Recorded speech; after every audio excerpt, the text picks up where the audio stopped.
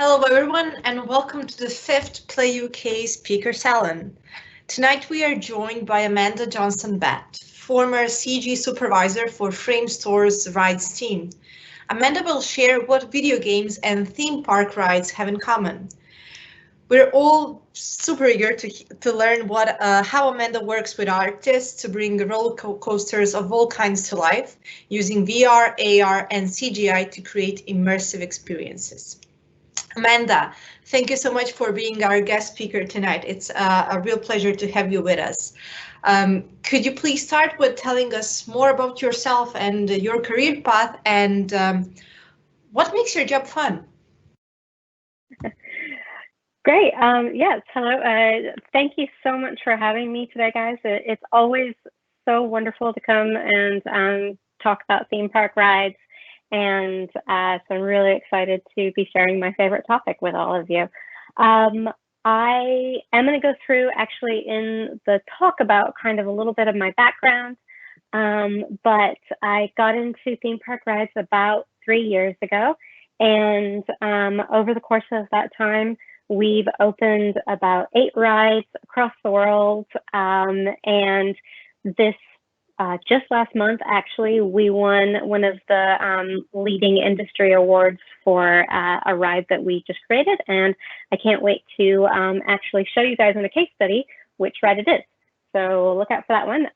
And without further ado, I'm going to talk about the ride. Let's get started. Okay, hold on. Bear with me for 2 seconds. We have to do the screen share thing.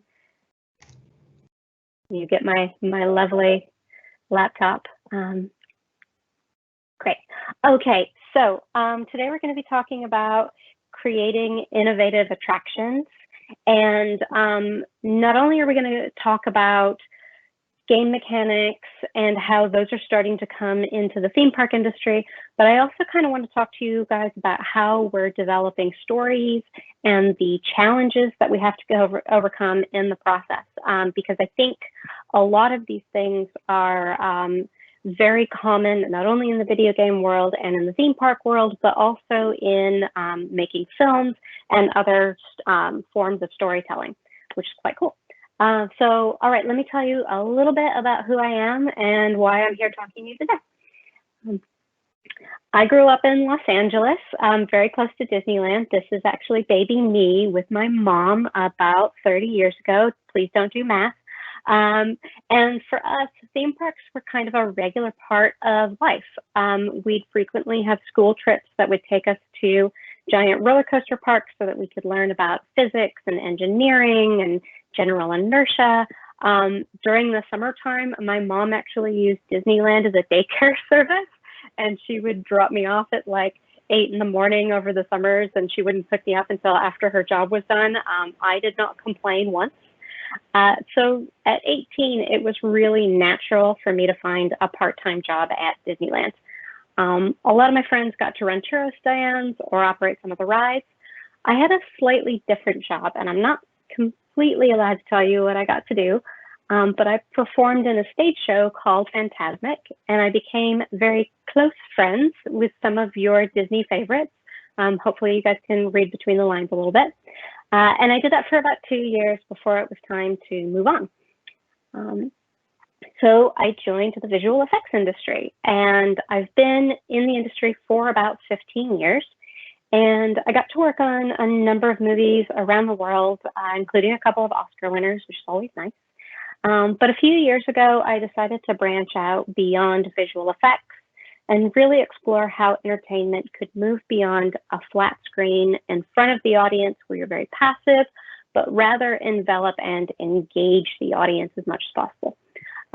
So rides really appealed to me because I could learn and experience new mediums of storytelling without actually leaving the visual effects industry as a whole. So I could really leverage my technical knowledge from film to create these larger dynamic stories.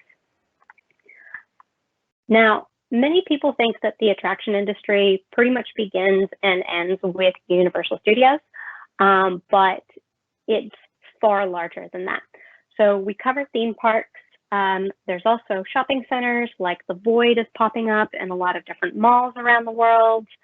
There's museums, This is something that Framestore did with Google Cardboard so that the Natural History Museum here in London could actually bring the large dinosaur skeletons to life and show children what they would look like in actual scale. They also include water parks and, sorry, went a little far. They also include water parks, and this is Ballast VR, which I haven't tried yet, but I'm very curious as to why they're strapping VR headsets on people in water slides. If you guys have seen this and experienced it, please let me know, because it kind of looks awesome and slightly terrifying. But that's the huge breadth of everything that we're looking at. And to give you a better idea of how kind of important this industry is, in 2018, Disney Corporation actually spent more money in attractions, external experiences like the Void, and cruise ships than all of their other sectors combined. So this even includes ILM, Pixar, Marvel Films, all of their merchandising, all of that. They spent more money in attractions, which is pretty awesome, that they're looking to create these experiential stories for us to go and visit. The industry is also quite global. Asia and the Middle East are actually some of our newest emerging markets. All of this information, if you guys are curious in the money of the whole thing, is through the Themed Entertainment Association. If you want to review it later, they've got a lot of really great charts and graphs to explain how things are developing over the course of time. But let's move on from the money, because that's not that interesting, for me at least. So how do you create emotion and tell a story within the themed attraction? Today, we require a lot more than they did when I was a kid. You couldn't just have a steel roller coaster, paint it black, slap a Batman logo on it, and hey, you've got a Batman ride. We got to have a lot more thought and theming built around the space. So a lot of visual effects groups like Framestore have really situated themselves so that a client could approach us with a rough idea or an established story, and through a mixture of different possible storylines and new ride formats, we can really find the best combination to tell the story the way that couldn't have been done previously. The approach is often different than linear storytelling. We kind of like to think of it more like immersive theater. We really want this world that we create for you to be all around you, and something should be moving no matter where you look. Films are also typically about character development, but rides are a bit more like video games, where we want you to be the character. So we're going to give you a backstory, and we're going to give you a goal to accomplish, and we're going to continue to develop the world around you based on some of the choices that you make and where we take this story with you, the hero. Okay, let's dig into that a little bit. So typically, we're structured similar to a short film that's structured into 3 acts. Most commonly, these are based on a hero's journey narrative, where, as I mentioned, the writer is the hero, but you'll find 3 common story tropes. So we're either going to use an existing story, we're going to create a world experience, or we're going to reimagine a new storyline. And these tenets could very easily apply to video game storylines, so let's just extrapolate this. Universal Studios' Harry Potter Forbidden Journey is a great example of an existing story. The ride takes guests through scenes and environments direct from the series of books and films, like playing in a Quidditch match or being chased by dragons. Now, you're still a hero of the moment, but actually it's kind of more focusing on your favorite bits from your favorite film or story. So we're kind of leaning into this, like wanting to show you this fantasy world and recreating that fantasy world for you. Pandora, Flights of Passage at Disney's Animal Kingdom is a world building experience. So much like the lead character in the first film, you're going to embody a Na'vi warrior, and you get to ride a banshee through different environments from the first film, and as we suspect, some of the films yet to come. I really like this one because this is the ride vehicle I've got on the screen for you, and you actually mount it like you would a bicycle or a motorcycle, and between your legs, they've got these bellows. So it actually feels like you're riding a breathing animal beneath you, because these bellows sort of contract and expand as you're going along. It's really wonderful, and it really helps sell the immersion. And we'll talk a little bit more about the interaction between the ridescape and engineering in just a minute. Guardians of the Galaxy Mission Breakout is Disney California Adventure, and it's really a great example of a spin-off story for a ride. This was Framestore's first themed attraction, and we were really proud to work with Disney and James Gunn to create it. Framestore worked on both movies, and so it was really a natural evolution for them to take on all the character work and apply it to this ride. The story is tangential and occurs between parts 1 and 2 of the film franchise. And the plot has Rocket Raccoon recruiting guests in an attempt to free the Guardians from the Collector's Fortress. So you're in this gantry lift looking for the Guardians when Rocket cuts the power, releasing all the monsters held within and causing you to bounce between levels.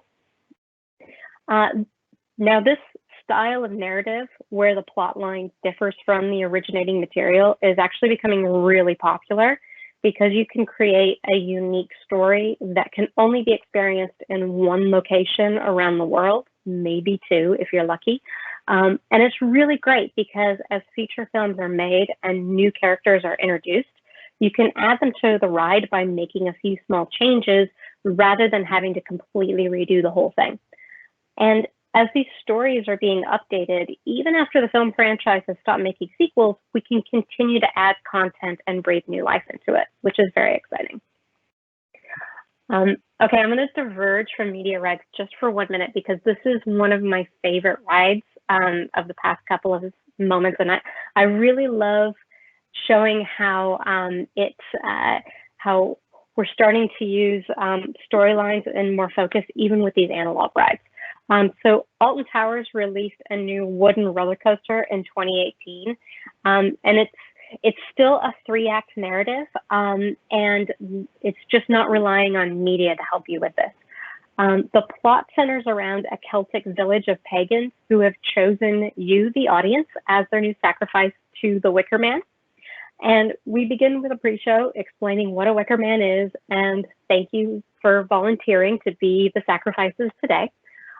It starts with a lot of exhilaration, and you sort of plummet down all these big lift hills, and then you plummet into the center of the Wicker Man, which happens to be engulfed in flames. Now the ride ends, and as you're about to exit, the entire carriage is smoking and the wooden walls are smoldering. And then you exit to the afterworld, which is all glowy and wonderful and happy. And that also happens to be the gift shop, which I love. I think that's a fantastic way of incorporating more areas of the ride. So there you go, a well-rounded narrative elevating an analog ride system to be just as immersive as a media-driven ride, and using the tools that they have available to them, which is really cool. Okay, so here's some of the hard parts. These are the challenges that we have to face when making rides. We got to describe where we are and how 20 tourists arrive in the same place at the same time, even if you don't know each other. Why am I being asked to put glasses on my face and get into a strange ride vehicle I've never seen before? And what's the outcome? Were we successful in our venture? Universal's Wizarding World of Harry Potter is a wonderful example of how there's a lot more to consider when developing immersive experiences beyond the ride platforms, and how the theme park industry is creating more of these open world immersive experiences. Now, in the grand scheme of parks, the ride is actually the finale of the experience, and they're typically only about 5 minutes long. This is really short. So when we talk about the park experience, we like to think of it as a series of gates that an audience member passes through. And these are a lot like concentric rings, starting with the whole park and then condensing into the land, and then finally the ride. And for a really long time, media was just limited to the ride, but now it's expanding through all of those gates or rings and really using the area around the ride to help inform the setting and the backstory. We really want people to be able to explore these places rather than just being a passive viewer in a ride. And this also really helps a lot with audience members who might be completely unfamiliar with what the IP is. I mean, it's hard to believe that some people may not know what Harry Potter is, but we still need to go through the process of explaining to you, yes, you're moving into this world where magic is real. So there's a few areas that we can look to. We can look to the Q area, and we can have videos explain why you've been called here and why you're in a group.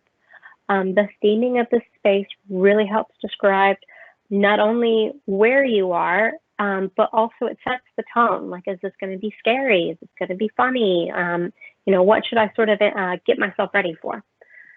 And then sometimes we also get to expand beyond the ride into shops and restaurants and start to put media into these spaces to, again, create an even more open world experience. The train that you've been seeing in this video actually has windows that make it appear as though you're traveling through the British countryside, traveling to Hogwarts, which is quite cool. Now, employees in this space might also be given a script, and this is not only a primer for the experience, but it's an excitement builder. And I guess a good way to put it is, like, in video game parlance, the employees are a lot more like NPCs. You get to walk up to them, and even though you're probably not speaking in mythical Harry Potter, old worldy English, like they'll still react to you and have a similar script that then brings you into this world, so you want to play along as much as possible. Architecturally, we're also looking at all of these eye lines. We really want to create a sense that you're no longer in a park where maybe the Simpsons have a land over on the other side and maybe there's something sci-fi to the left. We want to keep you embedded in this world as much as possible. And recently, we've been seeing the inclusion of a lot of interactive elements like mobile gaming while you wait in lines, with AR components that bring some of the paintings to life, or maybe some interaction between the merchandise and NFC or IR sensors within the land. Wizarding World has this great thing where you can buy wands, and if you perform certain spells in front of the windows, they all have animatronics that will dance and perform for you, which is very cool. So I mean, really, this whole effect is just a giant magic trick, obviously pun intended here, where you really believe everything you see because we need you to ignore the giant machine it takes to run all of this with all of the hardware, all of the computing power, and server racks behind these walls. We really need you to completely ignore that and buy into the suspended disbelief of being in this world. And it can be really difficult to explain why technology and hardware exists in these lands that are supposed to be based on magic. So really, all of this is a service to create a transformative experience while moving from one gate to the next. Now, this next part practices a lot of the techniques of large-scale theming while blending hardware into the world experience. You might be surprised to hear that it's not Epcot, despite the picture of a large white geodesic dome. This is Europa Park in Germany. It's kind of one of my favorites, actually. And it's owned by the top roller coaster manufacturers in the world. They've made some of the largest roller coasters you've probably ever seen. And the family, this is called Mack roller coasters, actually. The family has been in the industry since they were making carnival trains that would move circus animals from town to town on the train line. So like well over 100 years. And they've since developed into making roller coasters, which is amazing. And they created a park where they could test all of their rides, and that became Europa Park. And it's won so many awards for incorporating ride theming into their transportation. For example, this is the ride Arthur, and it's based on the film of the same name by Luc Besson. And the whole world it's magical, it's filled with pixies and gnomes, it's made for children. So what they did was they created this overhang ride system that made it feel like you were gliding along on, riding on leaves. which is quite exciting. And they've also encompassed all of the safety protocols within the fiberglass. And so they're all NFC chips that are embedded in to the exterior so that, again, you're kind of just feeling like you're riding on a leaf rather than thinking about the technology keeping you safe, which is great. And okay, so the hardest one, VR headsets and 3D glasses. I mean, they're cumbersome. They're a bit much to explain away. So as I explained, Mac uses Europa Park for building new rides from scratch and testing them out. So what they decided to do was actually take an existing roller coaster and put a second entrance on there so that they could test their VR systems. Because getting these headsets on people, getting them adjusted for, a car of 50, that's a lot. That takes a lot of time. And these roller coaster companies, they're mostly interested in throughput. We want to know how many people we can get through the ride per hour so that they can get on the next ride and we can get as many people into the park having as good of a time as possible. Okay, so they took a well-loved roller coaster, which is called the Can-Can coaster. It's a traditional dark ride coaster traveling through various Parisian scenes, which happens to be drinking wine and going under the skirts of dancing ladies. And they added the second loading bay on with a VR overlay. And to get around the creative challenge of explaining the VR headsets, usually you have to think of it like they're steampunk science goggles or magic wizard lenses. But in this case, they actually chose something very sympathetic to the IP, which is great. They chose Valerian, also from Luc Besson, who seems to really love Europa Park, and we're cool with that. And what's great is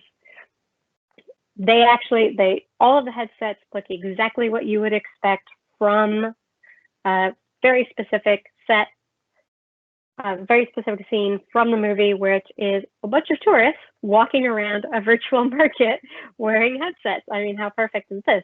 You don't have to explain the hardware. You've just got an IP that already goes, yes, you're going to be experiencing a world that's quite different. And it's really wonderful because you've already maintained the illusion for the audience as to why you're walking into an empty room and putting on headgear without really spending a lot of additional time explaining why, which is great. So well done that. Okay, so rides can't really have a game over screen. You can't really have a win-loss situation, and nobody really wants to pay $100 a ticket for a ride that's going to call you a loser. So typically, we always kind of have to end on a happy note. At Disney Star Tours, you get to help the Rebels destroy a Death Star, and you get to be made an official member of the Rebel Alliance, or you get to help Optimus Prime defeat Megatron and save the world, and in return, you get to be made a member of the Autobots. Fast and the Furious, again, you save the world from, I think, planes, and you get to join the Toretto family. I'm not going to do a Vin Diesel impression on that one. So you guys are kind of seeing the overwhelming theme. I mean, even Halloween Horror Nights let you escape all of the zombies and chainsaw-wielding murderers. So you're successful, you're a winner, but you're just barely coming out of a maze screaming or laughing, or if you're like me, with your eyes shut because you hate clowns. So like I said, always a win ratio, never really having a lose component. And game mechanics slowly begin to start creeping into the theme park industry around the late 90s. Mostly with score-based rides. And that gives you rides kind of like this is Men in Black Alien Attack at Universal Studios. And it's pretty much laser tag. So you've got vehicles mounted with light guns and a unique score counter per rider. And it's actually based on the scene from the Men in Black movie. That's the shooting range, which is quite fun. Everybody's got a little trigger above them. And it's good, but it's still kind of, it's a score. It's a classic arcade. And they started to develop a little bit more, again, really with these arcade styles. And Disney Toy Story Mania improved things with interactive hardware so they could respond to the user and produce different difficulty levels or Easter eggs, just slowly encroaching on this video game aspect in the late 90s, early 2000s. But they still kind of just look like this. You know, you're sort of just shooting a screen and then you might get increased difficulty levels. But the new Star Wars land, Galaxy's Edge, is adding the further dimension where you can actually change the outcome with an interactive real-time ride. And it's really all centered around 6 people crewing the Millennium Falcon on a secret mission. And now this is supposed to be a really difficult task because Han is the best pilot in the galaxy. So the audience can't really be better than he is and still keep with the movie canon. So the interesting thing that I find about this is it's all team-based, and you're given different input controls. For example, here you can see the person on the right has a throttle so that she can throw the Millennium Falcon into light speed, which is loads of fun. But all of the different members of the team actually get different roles within the Millennium Falcon. So there's usually a pilot, a gunner, or a mechanic. And really, it's all about how different riders perform on these tasks and how the team does overall. So an individual score no longer matters. The outcome is how each of these individual tasks will perform when requested, and then the team reaches an end goal. Sometimes that's not always a perfect end goal. Sometimes Chewbacca has to take over the controls and guide you the rest of the way home. But each of these things creates a different experience for repeat ridership. All right, so I want to touch on some of the different rides we've worked on recently and talk about how they're related both to how we make movies and how we make video games. And recently, within the past year, we actually helped develop Lionsgate Entertainment World in China. And it's a multi-level theme park based on Lionsgate-owned IPs. And each of these areas actually has a very different ride type. So I'm going to use these as case studies to build on, and then we might talk about some other rides that are very similar to them, so you get to sort of see how they propagate around the industry. And when we're talking about some of these, there's probably 3 things that you should be aware of that the client really cares about and wants us to focus on the most. And that is, how many people can you get through in a given hour so that we can have more people in the park overall? And how can we make people want to ride this over and over again so that they'll want to come back day after day? And then finally, how can we maintain authenticity to the intellectual property? How can this be the movie that everybody remembers and is interested in so that they, again, want to come in the first place? All right, so let's get through probably some of the most obvious ones right off the bat, and then we'll get to the ones that I find more interesting. This is Gods of Egypt, and it is a VR roller coaster. Hold on, I've got a video. Let's hope this plays. There we go. It's a VR roller coaster based on the movie Gods of Egypt, which is a very silly one, and silly wonderful in the best possible ways. This was a bespoke built VR roller coaster. It's all in the dark. So I'll have a chat with you about that in a second.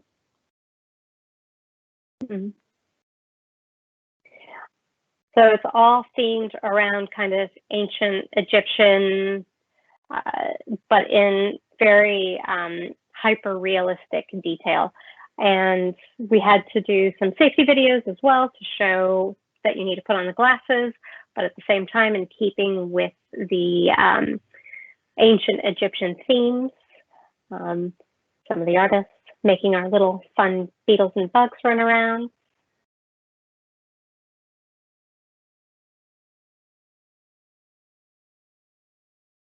Okay. There you go. There's a fun little intro into what we were making for it. So as I mentioned, it's a completely indoor, custom-built roller coaster built for the purpose of VR, which is unlike some of the ones that we've seen previously that are older roller coasters where they add on a VR component to kind of breathe new life into it.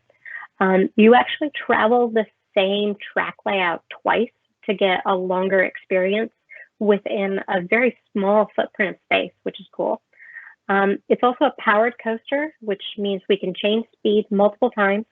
But the thing I actually find the most interesting about these VR coasters is you can make movements more extreme as long as the audience is feeling a sense of inertia.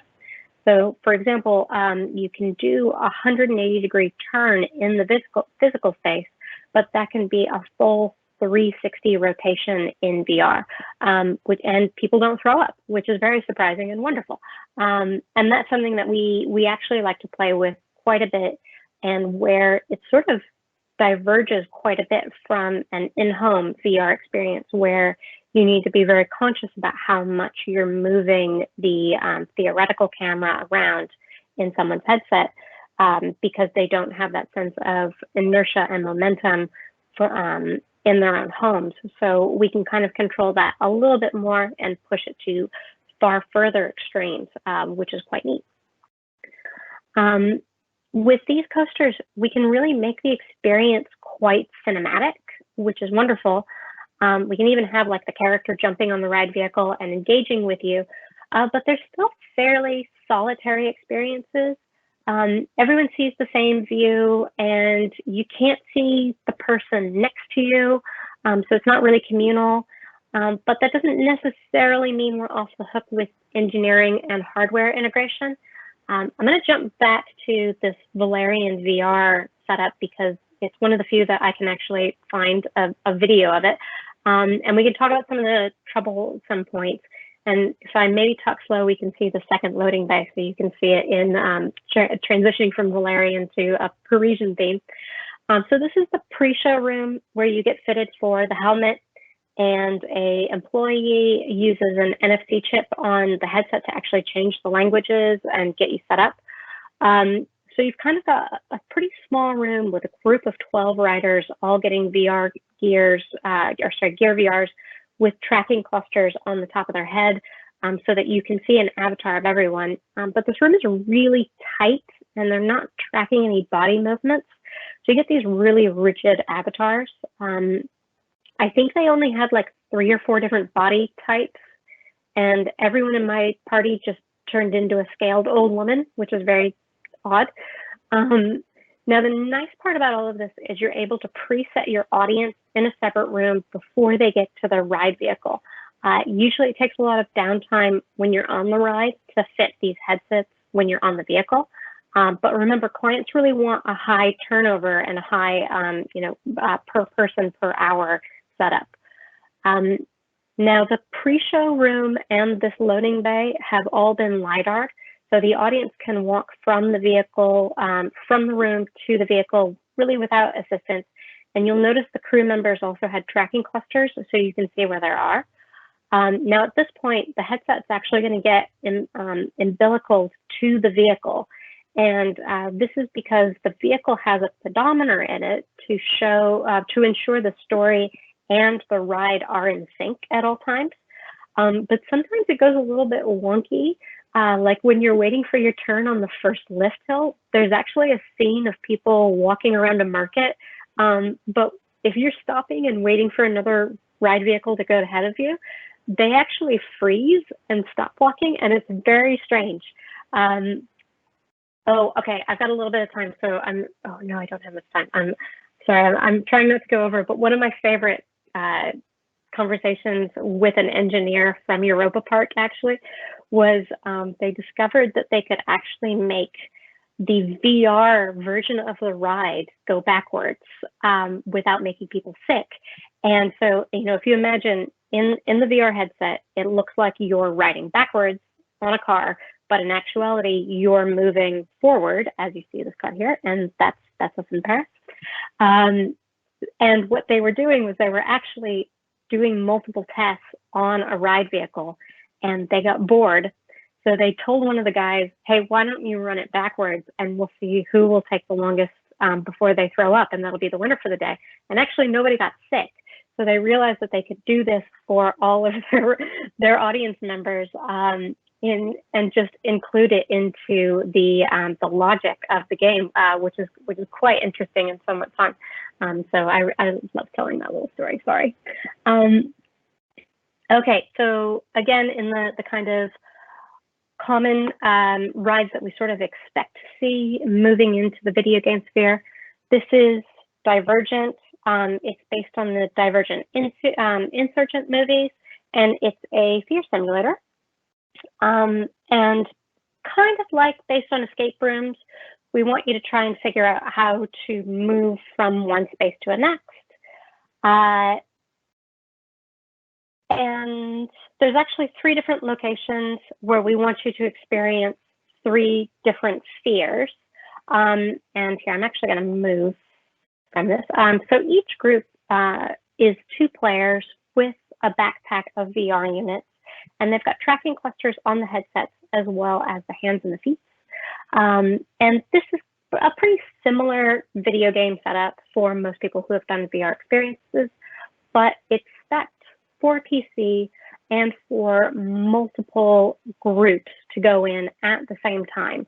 The main difference that we have for these is that we really need to put in, they're called show control considerations. So it's things like a giant emergency stop button. So in case something goes wrong, we can tell the audience members, you know, stop, take your headsets off because there's an emergency and we need you to pay attention to an employee, which isn't something that you normally have to consider when you are developing storylines for games. Also, we really wanted you to be able to have a very tactile experience. So we needed to have the entire environment LiDAR'd, and if you were to reach out, we really wanted you to be able to touch chain link fence or have it feel as if a box is actually there. So when we ask you to perform certain actions, we need you to believe that something is going to be there. And I'll explain this in just a second. So the other thing that you'll notice is the walls are only about half height. And this is because they're lifted off from the ground. You can kind of see on the left, we couldn't have walls go all the way to the bottom of the floor because we're tracking your feet. So we needed to have these cluster housings all around the room that would then be able to have great line of sight in as many areas as possible. Okay, and so this is, you know, being able to track so that you could interact with the space and be able to touch a wall and believe that it was there for certain game elements.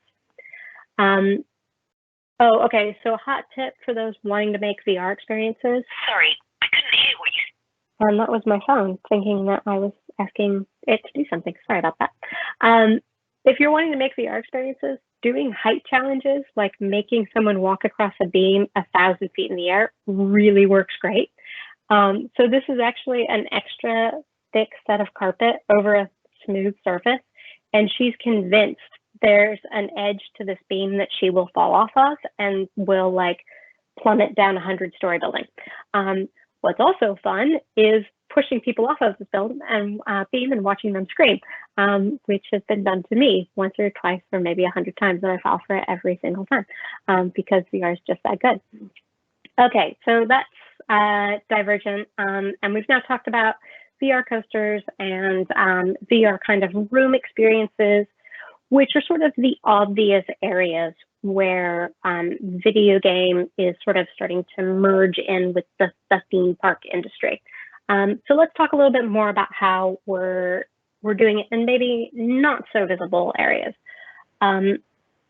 I'm sure everyone is huge fans of the Twilight Saga. We were at Framestore as well, so we were very excited to do a dark ride based on Bella.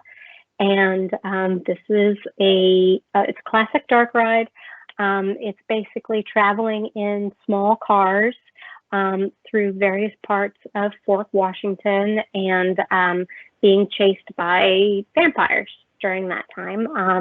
And then you also, of course, get to meet up with Edward and have him save you. I don't really know. And so what's interesting about this one is where typically you would have a dark ride where you're traveling past different diorama-based scenes.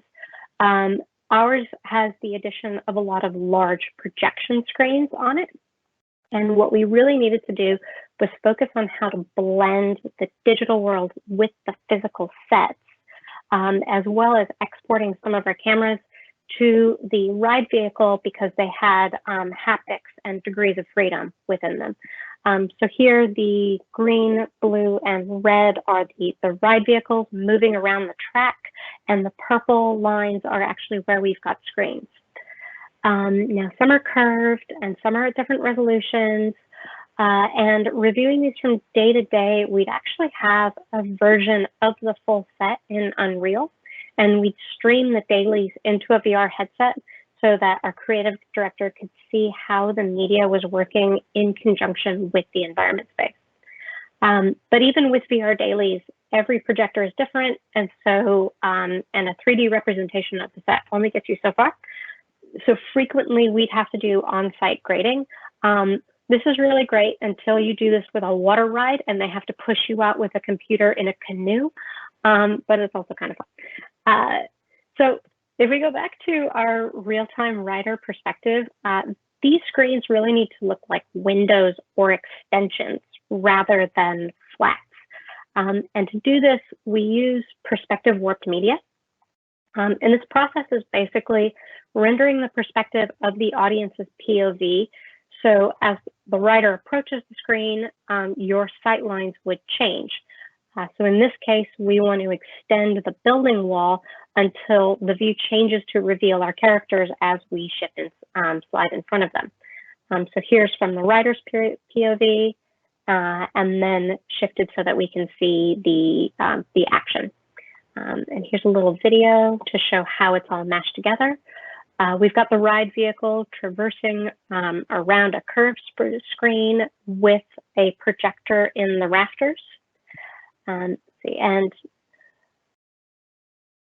so there's a projector against the curved screen. And as you can see, when you're viewing the media as a flat, it gets like really stretchy when you enter and when you leave.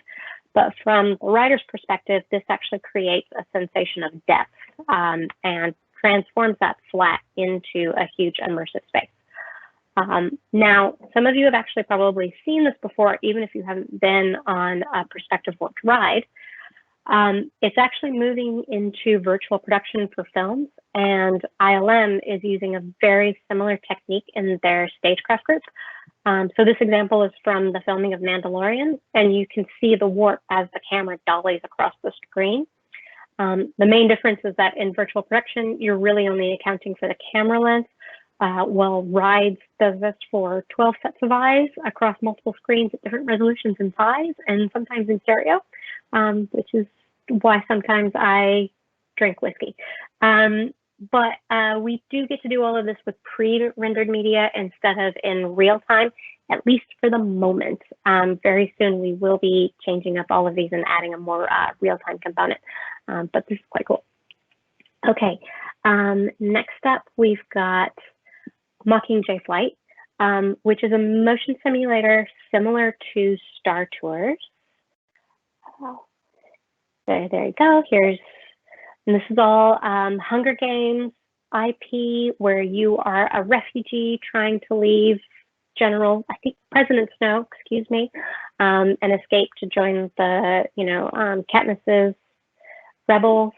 And we had some really crazy rats, which was always fun. So like I said, okay, this was a pretty standard CG pipeline, but it was very similar to Star Tours, where you enter into a cabin and there's a flat with a projected bit of media in front of you. The main difference between a film-based pipeline and this one is that it was actually a 5-minute continuous shot with no cuts. And we had to take the render camera and export that so that the engineers could drive this, it's called a 3DOF, but it's 3 degrees of freedom-based ride vehicle that can have different ranges of motion. But much like the Gods of Egypt roller coaster, we could always make these more extreme with the camera animations. Oh, there you go, there's diagrams. And some of the things that we actually did in order to help with this ride vehicle, which is in the upper left-hand corner, is we actually wanted to make it feel like you were in a car traveling. And so with the use of ground textures and things like speed bumps and tiles and various gravel, we could actually make it feel like you were in a car moving and bouncing along a road rather than just, continually traveling forward. And then at one point, we actually transition you to flying. Now, this can actually be really difficult story-wise to explain how we're transitioning from driving to flight. So we got around that by actually introducing a second vehicle at the start of the show so that you could go, oh, I am in a truck. There is a similar truck. And look, now the truck is getting into a plane, and that explains why I'm going to fly, which is cool. So this is all, it's a 5-minute ride. We didn't do any changes to this, but it was all very linear, but it had the potential to be a lot more complex. So Star Tours, when it originally opened in 1987, was a similar thing. It was a very linear storyline, but they did a whole rebuild in 2011 to create this branching storyline. And this really leans into the idea of rider repeatability, because I think there's like 60 combinations. And so it would be really difficult to see the same show twice. And then again, we touched on Smuggler's Run changing score-based gameplay, but it also removed the computer-driven branching storylines and replaced it with user-driven actions, like you would see in games kind of like Zero Horizon Dawn, where it's up to the user to sort of decide how these moral decisions are going to be made. The main difference is that in rides, we want to reduce audience choices to instinctive reactions rather than a list of options, which leans into the next ride that I'm going to talk about. So this is a VR ride. We actually won an award for this last month. It was the best new ride of 2019. Very exciting for us. It is a VR ride, but it is a multiplayer experience. You go in a group of 20 people, but then we split you into teams of 4. And we play out, again, it's another Twilight ride, but this time it's Team Jacob, because why not? The main difference that we got to do, this is completely divergent from the storyline. We got to make this all about you getting to ride in the wolf pack and having to escape all of these hungry vampires, which is very cool. I still love it. Now, okay, there's a speaker on the front of every bike, and this is going to be important in a minute, but there's also a motion leap for hand and upper body tracking. And each bike color that you see here, so there's like a yellow and a blue and a red, corresponds to the avatar's leathers so that you can see your friends and pick out who's who, which is really helpful because we allow you to have a certain amount of agency on this track. Now, it isn't completely open world. We have a restrictive ribbon that you can travel on, but your speed is variable. So instead of a branching storyline, our decision tree allows for more extreme riding options with maybe some speed or some bigger jumps. Like actually to the left, there's a bit of a fork, or there's actually another here is a raised path on the right-hand side with a big wolf jumping off of it. And all of these not only help with the repeat viewings, but they give the rider the sense of control and the illusion of freedom. And we really want this at the start of the ride because we're going to take it away later. So after the first act, there's a couple of story beats where we really need to make sure that all of the riders hit it in unison, like this moment on the beach where you're confronted by vampires. So we added some dynamic algorithms to either speed up or slow down the riders to make sure that they all hit this point at the same time. And that also helps with the speaker in front because we couldn't have everyone's audio being different when it was a speaker rather than headphones. So that's another engineering excuse where we need to make sure you all hit the same points. Now at this point, we turn all of your friends into NPCs. You still get some limited agency to move side to side, but from a story perspective, we really need to separate you from the group so we can make it scarier and have you feel like you're alone being hunted by the vampires. But it also means that we can pretend that your friends have been killed by vampires and are getting thrown over your head. But don't worry, everybody's fine. It all turns out great. So going back to the engineering for a moment, the headset is actually two pieces. And there's a piece that's kind of like a bit of scuba gear that you fit onto your face. It's the blue thing on the guy on the far right screen. And then when you actually get on the motorcycle, the Vive VR component comes down from the ceiling like a garage door opener, and then electromagnets to the headgear. So that means that nothing is touching your face that's been touched by another person without it being cleaned.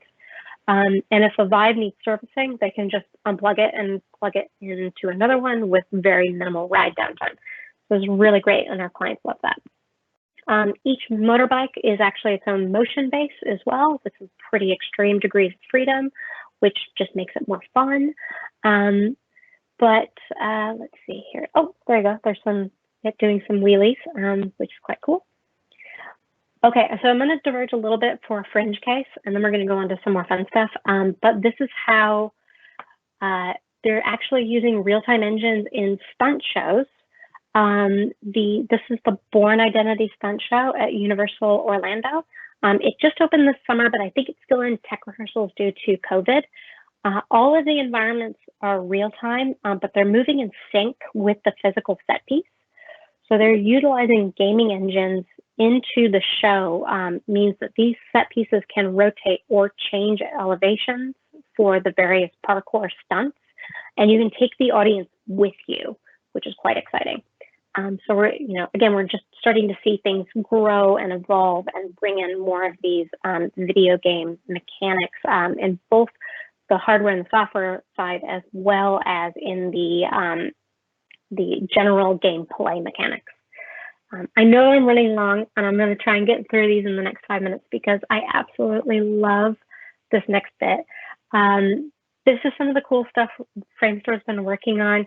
We partnered with an engineering firm to design some new ride types, and Game Changers is the product of that partnership.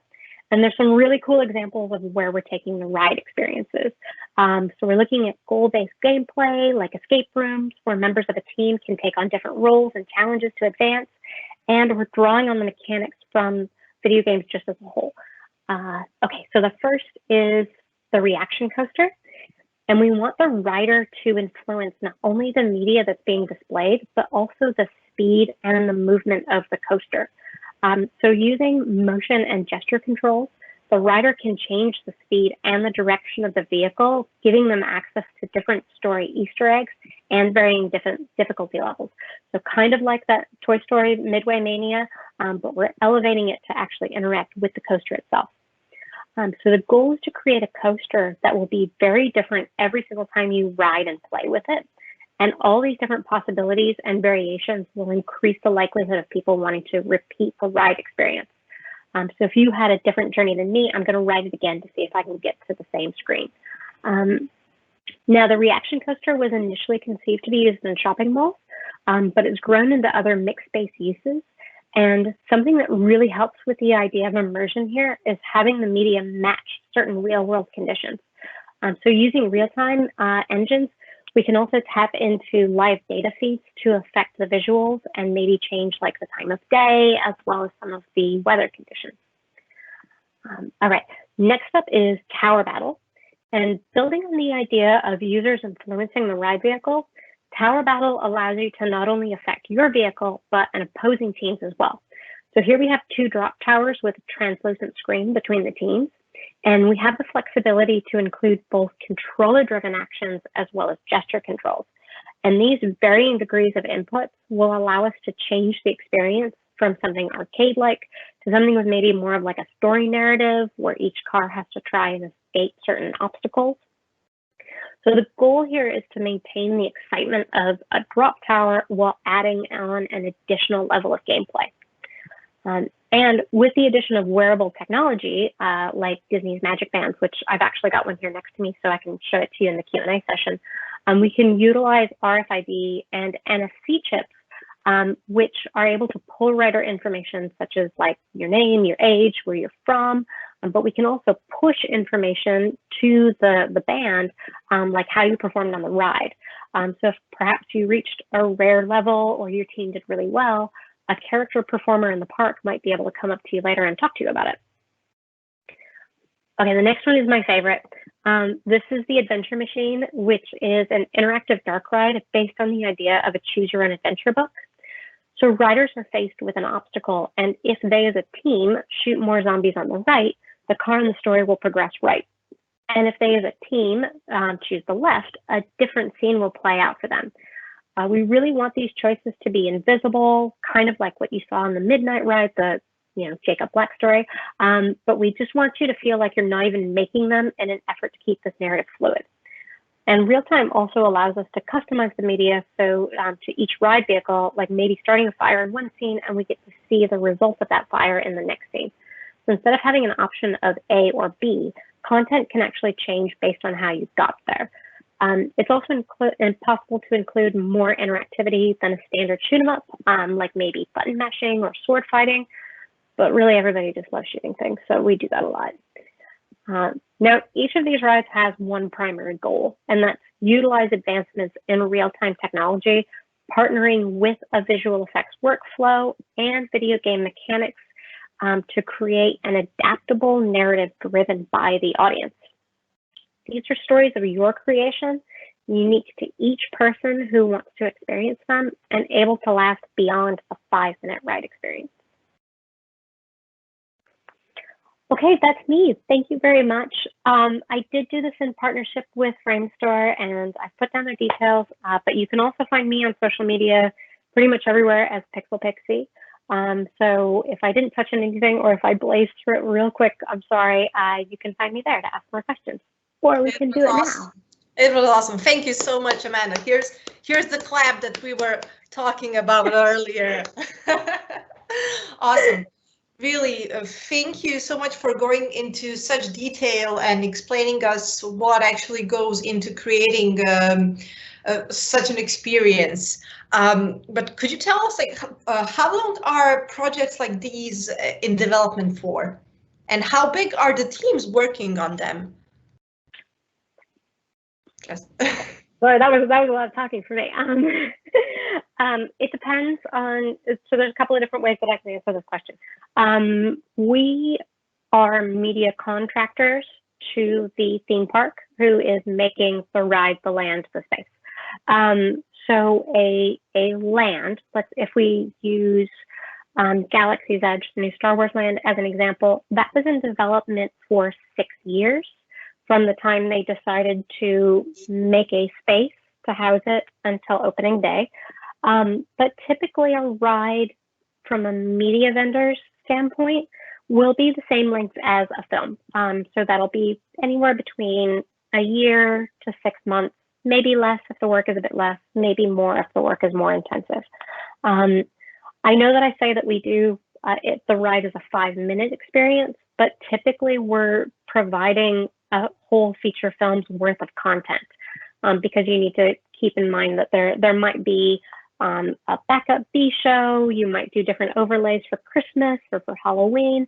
So we're actually delivering nearly as many shots or as many minutes of CG animation as we would during a typical visual effects film.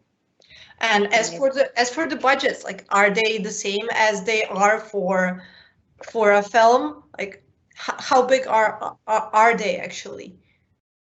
They can be. It really, again, kind of depends on what we've been asked. I do frequently get pulled aside at different conferences, and somebody will go, "How much will it cost to do a 5-minute animated ride?" And it's like, well, how long is a piece of string? I mean, it just really depends on what you want us to make. So budgets, yeah, they can go as high as a feature film budget, or they could be significantly lower depending on the needs.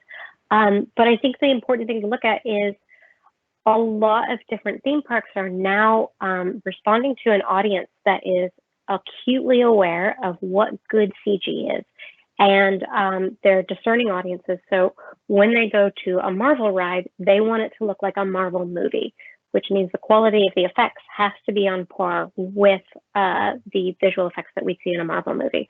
And that's why they're frequently coming to larger visual effects houses like Framestore, Industrial Light and Magic, Double Negative, wanting the same talent that produced those films to work on the ride as well. Mm-hmm. And how big are the so the key roles and the key skills are to say like the same as they were for a crew working on a film, but how big are the teams that you are working with when creating a new ride? I mean, they could be as small as a standard commercial team of like maybe 10. I think I had nearly 100 on one of our rides, and it was a global team. We had modelers working in India. We had people texturing and animating in our London office. We had a VR group in Montreal.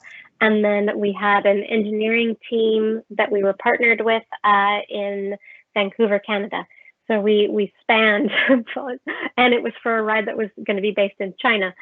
So we basically circumvented the whole globe trying to get an iteration out each time, which is pretty amazing.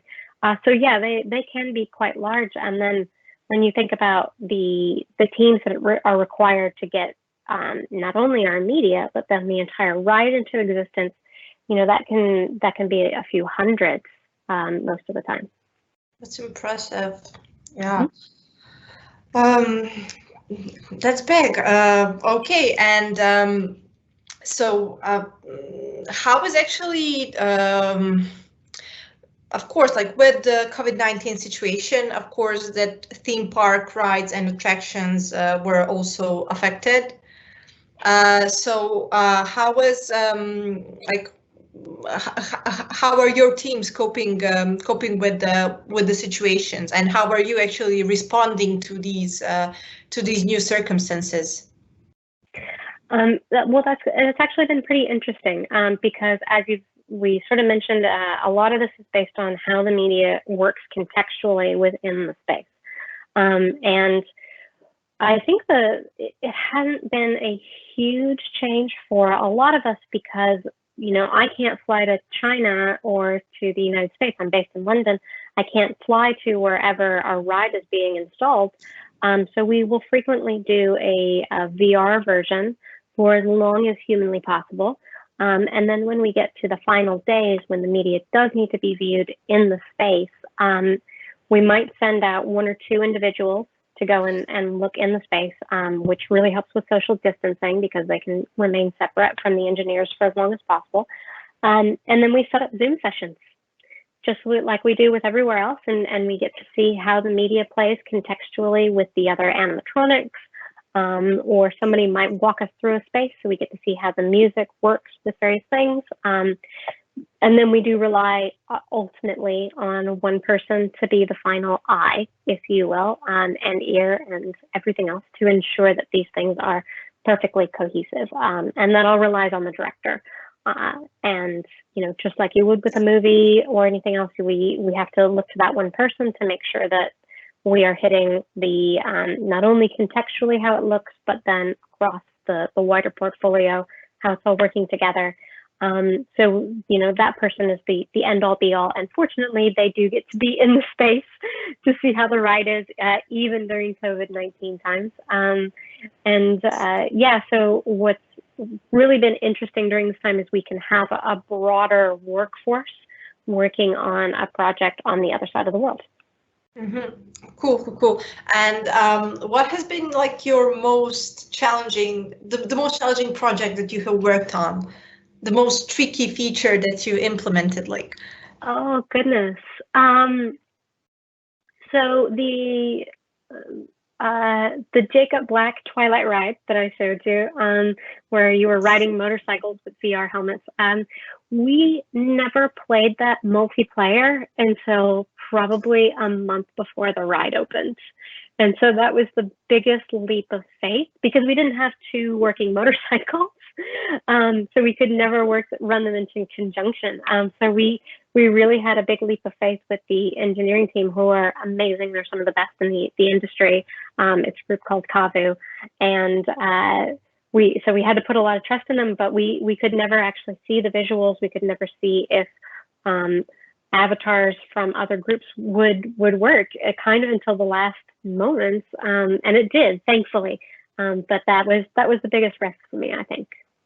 Cool. We have a question from one of our members in the audience asking, did you ever design a part of a ride where players were put in a completely dark environment and had to rely strictly on tactile feedback to progress forward? So yes, a bit. The Divergent fear simulator that I showed, there is one fear responsive room that is supposed to be complete darkness, and you kind of have like a little bit of visibility, like you can still make out certain walls. We don't want to completely devoid all senses, because people might just freak out, to be honest. And also safety considerations, we don't want them running into various things, but it's a very, very low light. And the trick is that you're actually supposed to find a flashlight and then turn the flashlight on and off to sort of avoid detection from other people in this dark environment, while still using the flashlight to find clues on how you can advance into the next space. But yeah, VR in the dark is a fun one, as well as the height. Cool. Now, since your career transitioned from films and games into theme parks, could you tell us a bit how you made this transition, and what advice would you give to those looking into moving into this field? Yeah, so when I was in art school 15 plus years ago now, it was a very binary choice. You either chose that you were going to do film, or you chose that you were going to do video games, and there was really no merging of the two. It was like one or the other. The artistic method of storytelling and how to use color and light, that was very similar, but otherwise it was like you were on two different tracks completely. But I think now what we're seeing with real-time rendering and a lot more advancements, kind of both in storytelling and various workflows, we're kind of seeing this blend coming together. And one of the reasons why I joined the rides team is I sort of saw that happening, and I wanted to get there quicker. I wanted to see what the real-time version was faster. And this was about 4 or 5 years ago. And the company that I was working with, I didn't feel like was moving into that arena soon enough for my taste. And a girlfriend was working at Framestore, and she said, "Hey, we're building all these rides, and some will be VR, and some will be traditional visual effects, and some will be this, and some will be that. And, every single one will be different. So you get to kind of choose the workflow and the process and the tools that you want to use that best suit the job at hand."